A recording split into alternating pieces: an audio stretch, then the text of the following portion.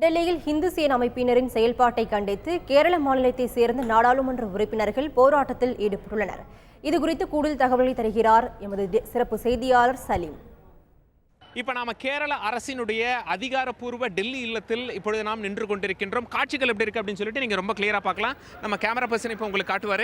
எம்பிக்கள் இங்கே போராட்டத்தில் ஈடுபட்டிருக்கிறார்கள். எம்பிக்கள் ஏன் போராட்டத்தில் ஈடுபட்டிருக்காங்க அப்படின்னா, இவங்க என்ன சொல்றாங்க, நேற்று திடீர் அப்படின்னு சொல்லிட்டு ஹிந்து சேனா அமைப்பினர் வந்தாங்க. டெல்லி போலீஸோட வந்து நீங்கள் இந்த மாதிரி பீஃப் உங்களோட ரெஸ்டாரண்ட்டில் கொடுக்குறீங்களாம் அப்படின்னு சொல்லி சோதனை போட்டாங்க.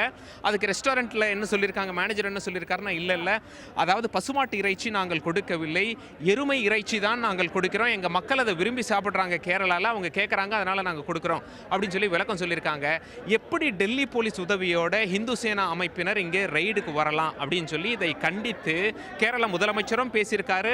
கேரள எம்பிக்கள் இப்பொழுது போராட்டத்தில் ஈடுபட்டிருப்பதான் நீங்கள் பார்த்து கொண்டிருக்கிறீர்கள். இது மட்டும் இல்லை, கேரள பத்திரிகையாளர்களும் போராட்டத்தில் ஈடுபட்டார்கள். அவங்க என்ன சொல்றாங்க அப்படின்னா, சாப்பிடுவது எங்களோட உரிமை, அது மட்டும் இல்லாமல் கேரள மக்கள் விரும்பி சாப்பிட்றாங்க. பீஃப் இங்கே பரிமாறப்படலை, மாட்டு இறைச்சி இங்கே பரிமாறப்படலை, பசுமாட்டு இறைச்சி கொடுக்கல. எப்படி ஹிந்து அமைப்பினர் ஒரு கேரள அரசினுடைய இல்லத்தில் உள்ள வந்து சோதனை போடலாம்? டெல்லி போலீஸ் மத்திய அரசு கட்டுப்பாட்டில் இருக்கிறது, ஏதோ சதி இருக்கிறது அப்படின்னு சொல்லிட்டு இவங்கெல்லாம் பேட்டி கொடுத்து வராங்க. டெல்லியிலிருந்து தந்தி செய்திகளுக்காக கேமரா பர்சன் பிரதீப் சௌஹானுடன் சலீம்.